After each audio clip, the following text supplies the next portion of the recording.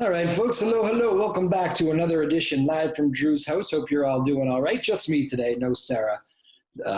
She is doing a little vacation getaway today. She's up north in Maine. So here I am, just me.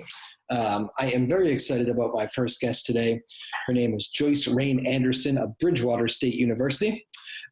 Joyce is an expert on all these things in regard to name changes, and we had the big story about the Washington Redskins this week, and Plymouth Plantation was making some name changes, and I kind of want to get into all the high school names too, and all the other sports names that are out there.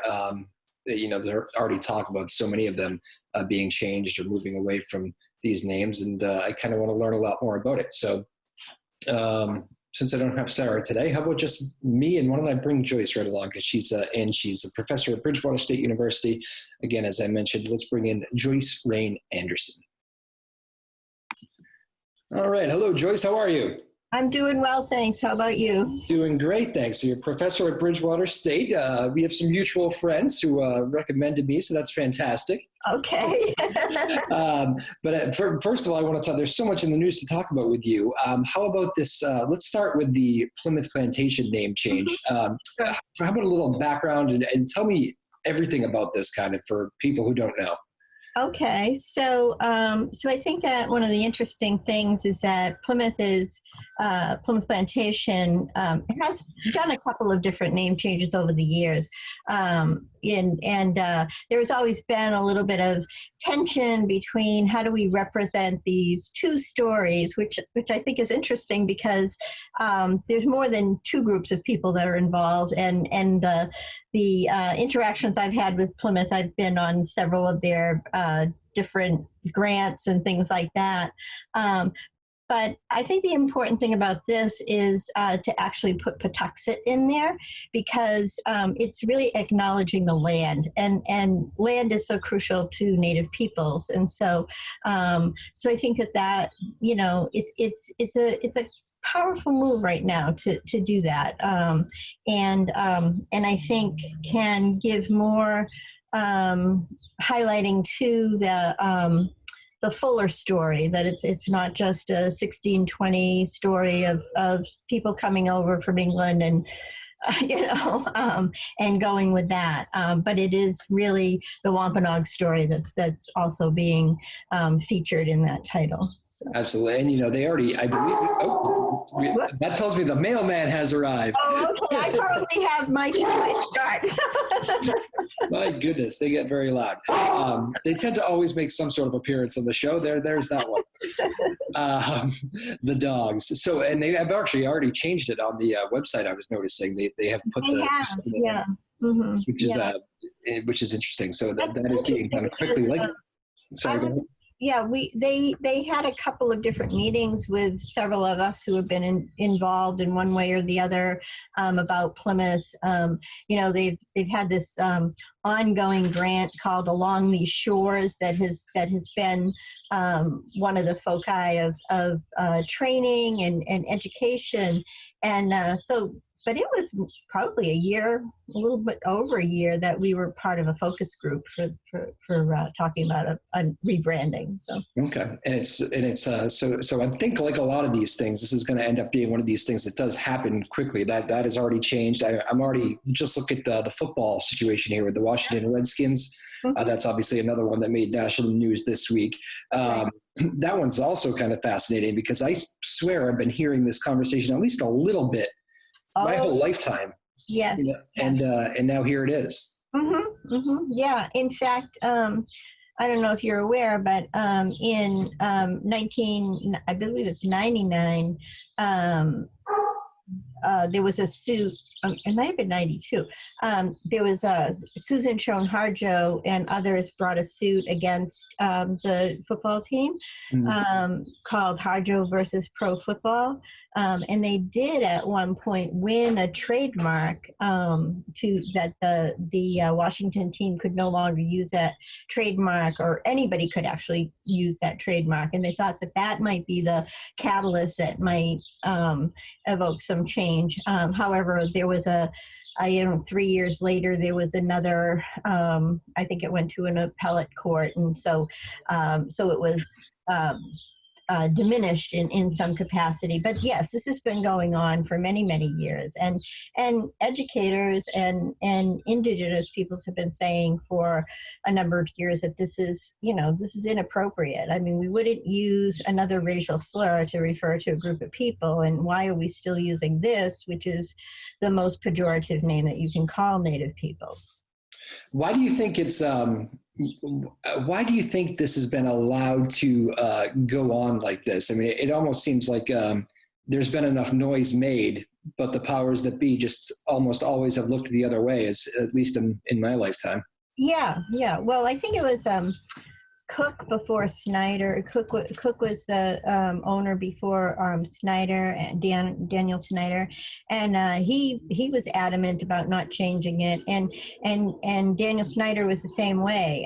In fact, often what happens with these arguments is the team went out and found some Native peoples that say, "Oh no, it doesn't bother me." I keep hearing that. Is there any truth to that? Maybe. Well, I think that's true in any group, right? I mean, you're always going to get people who say things. I mean, you probably heard the president's press secretary give that at a press conference just recently. She even quoted a couple of people that said, "I'm Native American and it doesn't bother me." So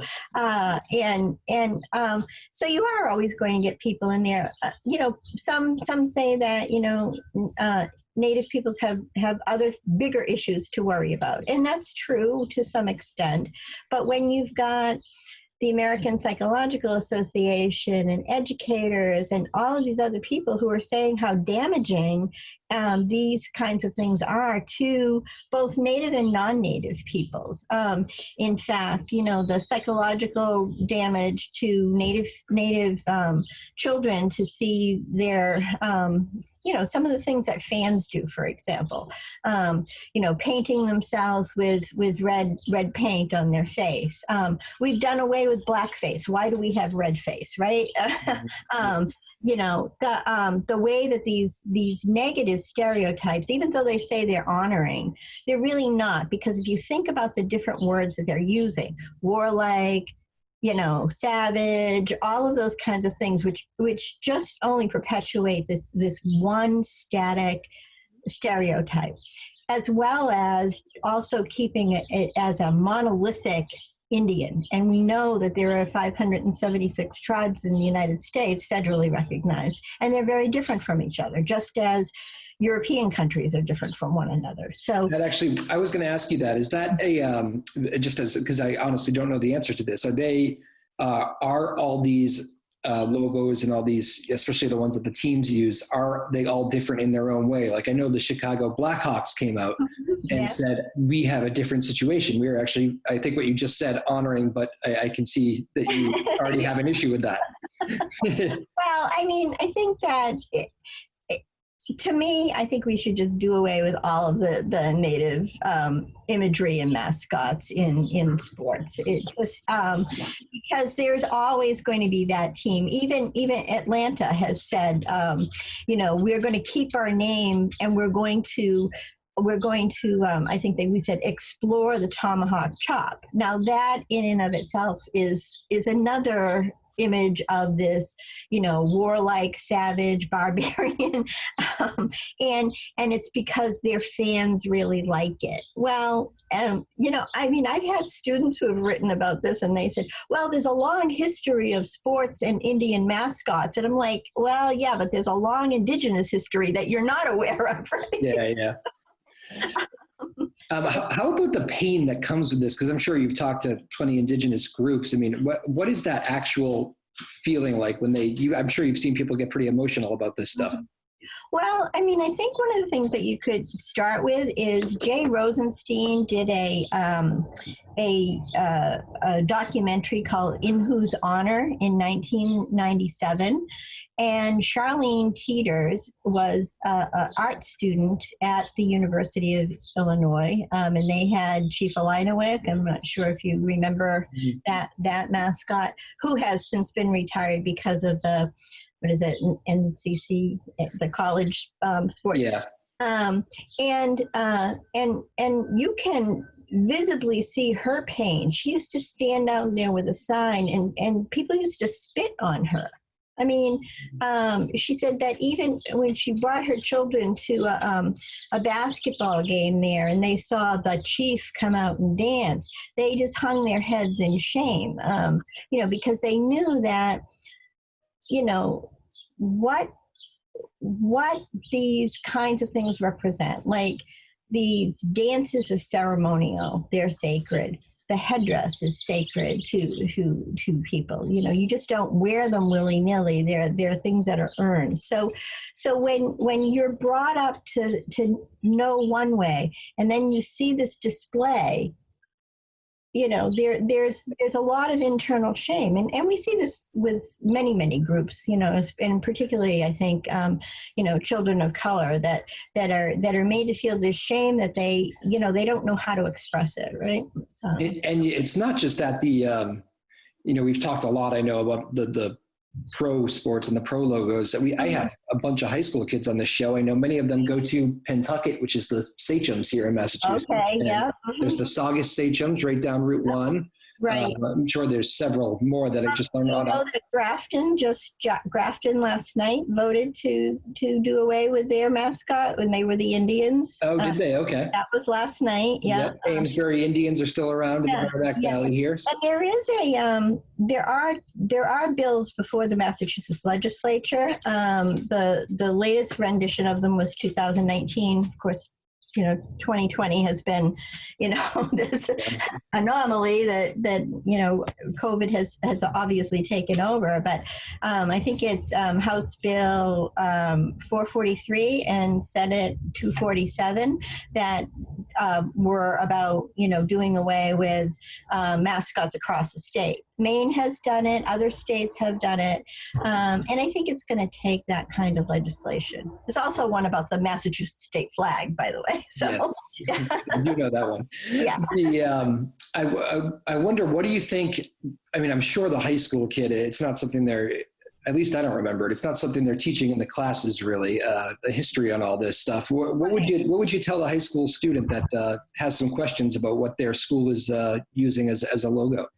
Yeah, well, I think that's it. I mean, they're not necessarily getting accurate histories in school, right? Oftentimes those the events are skipped over. So you may hear about 1620, the Pilgrims come, there's Thanksgiving, and then, maybe you might get something about the Trail of Tears, and then you get out to the Plains Indians. So but there's actually a book that's called "You Can't Teach American History Without American Indians." So, and that when they begin to unravel and think about what kinds of things happen, particularly here, going back to Plymouth, for example, shortly after that colony was created, there was another colony that tried to set up in Weymouth or Wessagusset, and Miles Standish marched some men up there, and along with some Wampanoag men, and they killed a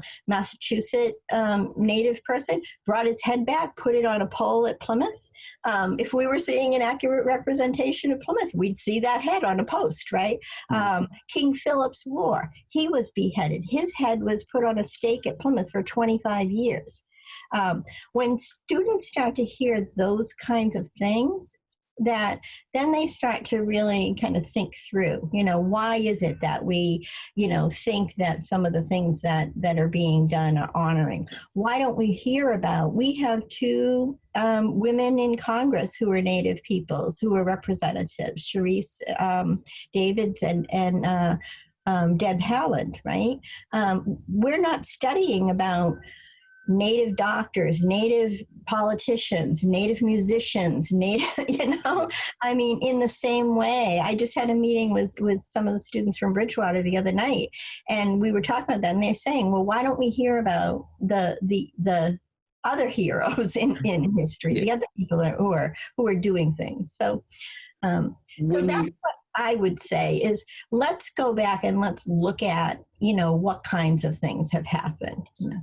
Again, we're joined here by Professor Joyce Rain Anderson of Bridgewater State University. When you talk about kids in the classroom, the new generation, and hopefully not just the kids, hopefully it can be these later generations too that have lived many decades through all these names and I guess all this sense of overlooking.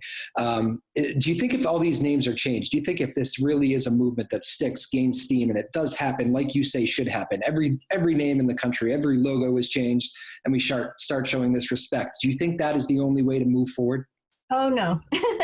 I mean, it is certainly a start, and it is certainly a way to, I hope, begin to see Native peoples differently. But there, I think curriculum needs to be changed and addressed. And just, thinking about, I'm sure that you probably saw the treaty protectors out there during the 4th of July weekend in South Dakota. One of the things I do is I work with Pine Ridge Indian Reservation. We work with Red Cloud Indian School.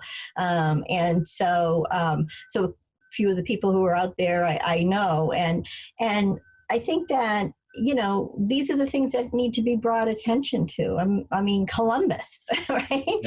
Yeah. There's also legislation to rename it to Indigenous Peoples Day, so which several states have done. We have to look at that history. Things start with this doctrine of discovery that had papal bulls during the 15th century that said all you need to do is go out, plant a flag, and that land is yours. As we think about that, some of the things that happen is during Columbus Day, you've probably seen those memes that have said, imagine somebody walking in your house and saying, this is mine, right? Yeah. Yeah. So there's a lot of education that needs to be done. There's a lot of there's a lot of attention that needs to be paid to treaties. That every treaty that was created between the United States and Native peoples has been broken by the government. So these are the things that we need. My students say to me all the time, "Why didn't I learn this stuff before?" Yeah. So it really is starting very young. Debbie Reese, who's Nambi Pueblo, she has a website called American Indians in Children's Literature. And she and others have claimed that by 3 years old, a child has already formed their idea about what a Native American is, a Native American, because of some of the children's books that are out there, or those charts that say I is for Indian, and they show this one monolithic version of an Indian. So yeah. We have a lot of work to do, in a lot of areas. But absolutely. What was your thought? Because I was going to ask you about that. What was your thought when you saw that Mount Rushmore whole? And some of those pictures were just fascinating, with the protesters kind of standing a line there, and then the Indigenous people were there. What were your thoughts? I was watching it on Indian Collective. I don't know if you've followed them at all, Indian Collective. And Nick Tilson, who was heading that up, who was arrested, I know his brother Mark. I was both afraid of what would happen, because if you know the history of South Dakota and things that have happened there before, from a long time, there have been many things that have happened when you see people coming in with guns and things like that. If you think about Wounded Knee in 1973, but even before that in 1899 with the massacre there. So I was nervous, but I said, well, good for you, and the way that they see themselves is as treaty protectors. Yeah. Those faces were carved into, what the Lakota, claim as to be sacred land. That particular mountain was called the Six Grandfathers, and all of those faces that are carved in there historically have not treated Native peoples well. Yeah. So.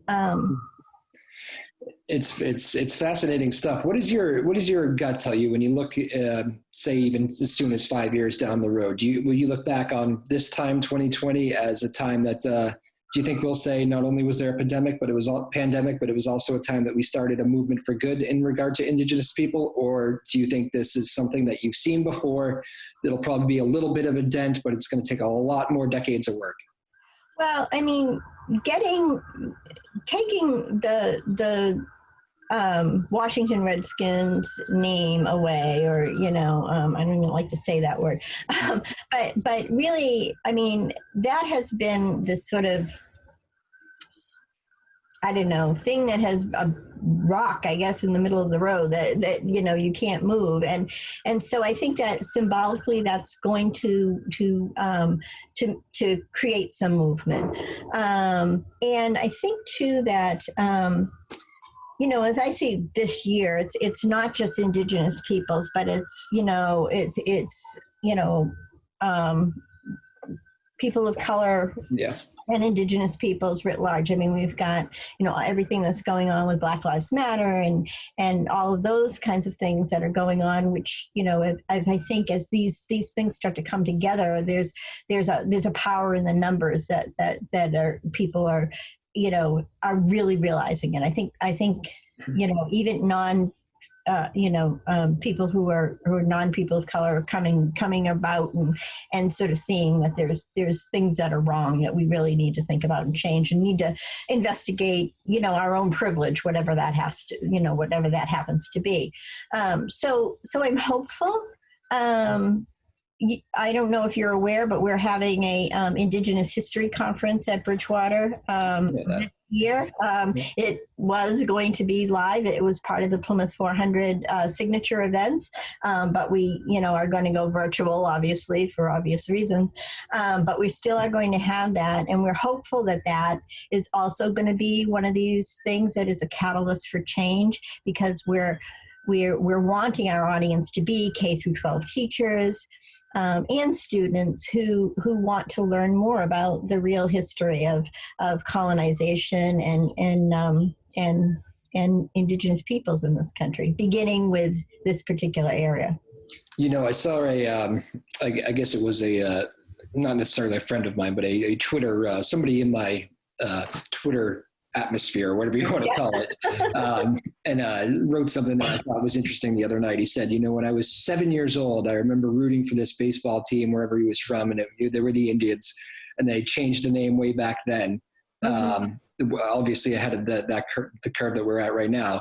And he said, and he remembers crying and being very upset about it. He said that lasted about 5 minutes. Sure. And I was over it. I moved on, and life went on. And I think, it seems there's a part of me that it does seem odd that people, that if something hurts a whole community of people, why are these sports fans and everything so attached to this? I'm a sports fan, but if the logo is offensive, I wouldn't want to be associated with it. Right.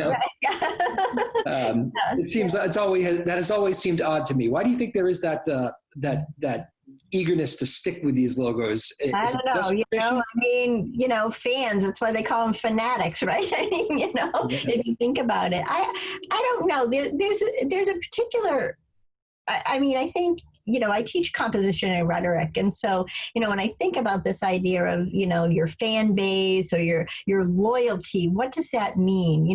We're so attached to these symbols that we don't think about the people, behind those symbols. And so I think that's part of it, when students provide that, teams, they'll lose money when they change it in. I said, hey, teams have gone off in the night and gone off to another state or city and become, I don't know, the Tennessee Titans or whatever, and gone on to win the Super Bowl. So, don't tell me that. It's surprising that even school districts, though. I mean, like I said, I wasn't even thinking of the local high schools actually until I sat down here, which is, it just hit me that there's so many just around. I'm in Danvers, Massachusetts, just around me. There's a handful. There's a handful I can think of right here. Sure. Yeah. And it's the high schools have stuck to them all these years too. It's surprising I think it will be surprising when we look back in a few decades. Hopefully, when I'm a 50-year-old man, I can look back and say that was interesting. All those schools that had to change their name. Yeah, I think it is interesting, and I know part of the argument is obviously for high schools, and there is a monetary piece attached. But I believe at one point, Nike and Adidas were willing to help out with high schools that wanted to change their mascot. So they were willing to do something to help. I'd have to go back and verify that, but I remember there was some conversation about that. So and I don't know. I just think that if we're not going to, if the curriculum is not going to, so you've got these competing things, right? You've got the sports, and then you've got this curriculum that's, in many ways not doing its job. And it's not the teachers at all. It's just because this is the way it's always been. Even at Thanksgiving, right? You still see kids making the, paper headdresses and the, Pilgrim and Indian costumes and we've got to get over that. We've got to get over this. This is not this monolithic story that we have to keep telling. We really have to start, really engaging students in a better way of thinking about other human beings other than their own cultural background. So.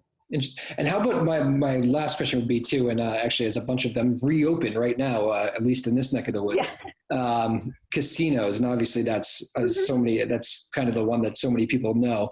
How about the history of what is the thought process with the indigenous people, all these tribes that are part of these casinos? Do they feel wronged? Has there been enough to try to right these situations of taking that land? What is your general feeling on casinos? Are they all different? Maybe that's the case. I think they're all different. It's very different here on the East Coast. If you talk to indigenous peoples out west, casinos are almost a non-issue because they've been happening out there for a long, long time. Yeah. In fact, I think it's the Grattan Rancheri tribe that has one of the most successful in California. Has one of the most successful casinos going.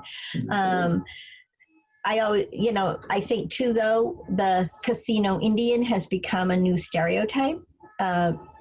You see the television shows and, all of that, that sort of create that other stereotype, which is unfortunate. But I mean, it is a way that Native nations have seen themselves as being able to,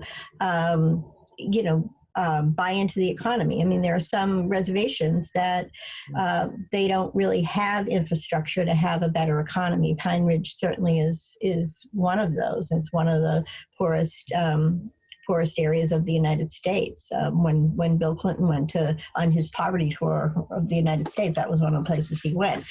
Although I would say that my work with the school out there, I would. That's not the image that I get. And we bring some of those students out here in the summertime for a program. And that's, that's one of the things that they say. They say, oh, they always look at us as this way. That's kind of like the modern stereotype. Right. But, we don't see ourselves like that at all. So, but here on the East Coast, because we haven't been this casino mecca like, there has been on the West Coast, it's a different issue, right? Because people want to fight against them and this and that. And rightfully so. I think there are problems that come with casinos that can,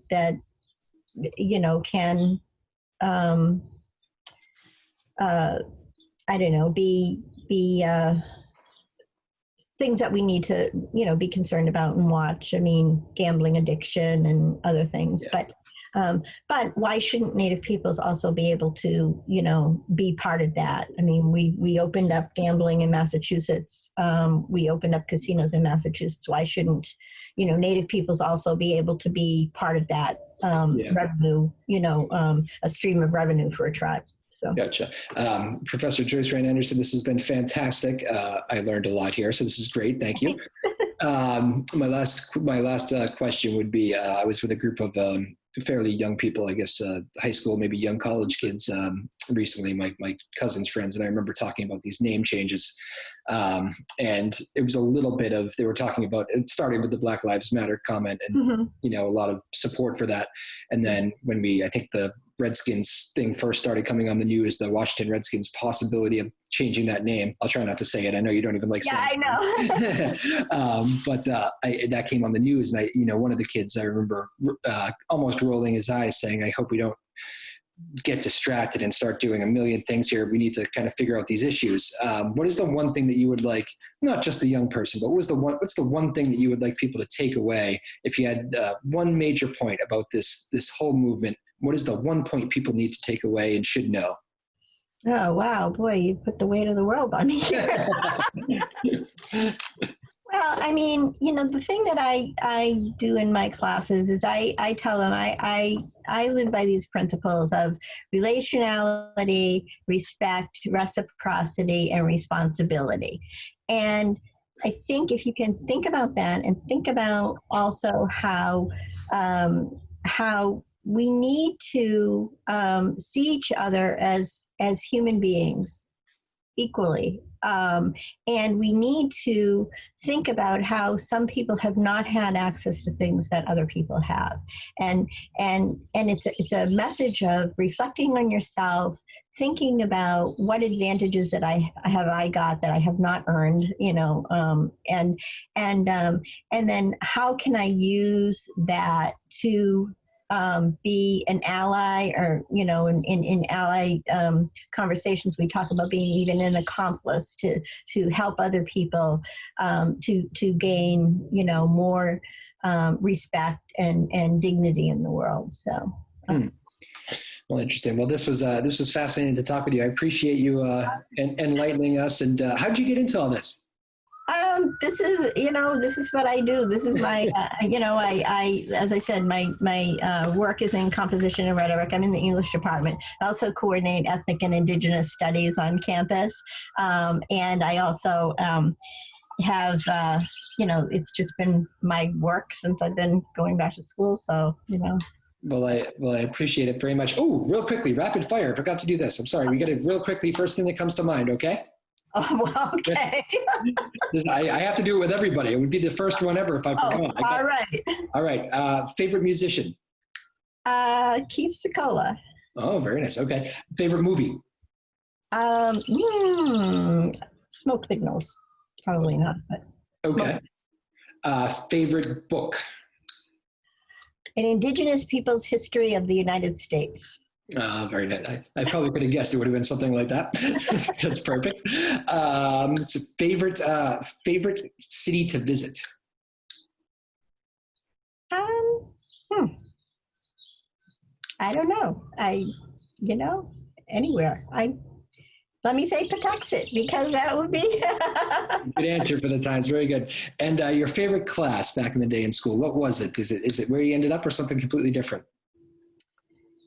I would say an art class. I don't teach art, but I use a lot of art in the work that I do, and we engage in a lot of different kinds of ways to express ourselves beyond writing. So, okay. And best advice you ever got? Career advice. Career advice is, know your strengths and use them well. Very good. Dr. Joyce Rain Anderson, thank you so much for doing it. I appreciate it. Thanks for taking the time. Thank you. All right. Nice to virtually meet you. All right. You too. All right. Bye-bye now. Bye. All right. Professor Joyce Rain Anderson, Bridgewater State University. Hopefully you all learned a lot on that. That is a topic that has been going around, so I figured it was a good one if I could get somebody that was knowledgeable on it, and she was the one. Thank you to David Robichaud, too, my old friend from WBZ TV. He's now working over there at Bridgewater State, and he's an alum there, and those two know each other, so he put us in touch, and it was very kind of him because she knows what she's talking about. Obviously, Professor Joyce Rain Anderson, thank you so much. Hope you all learned a little something there. I sure did. That will do it for the week, and we'll pick it back up next week, hopefully with Sarah. She'll be back from Maine. All right. Have a great weekend, everybody. My name is Drew Moholland, live from Drew's house. Here we are. Thank you again. We'll see you next time.